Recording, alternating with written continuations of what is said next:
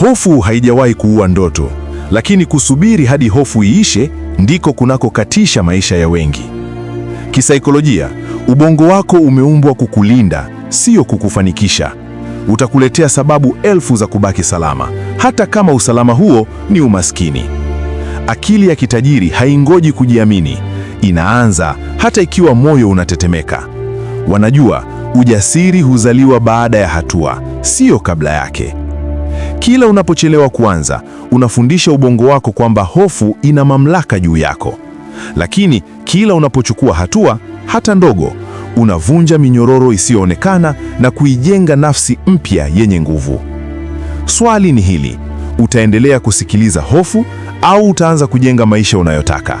Andika ninaanza kama umeamua kuchukua hatua leo, au nitashinda hofu kama huu ndio mwanzo wako.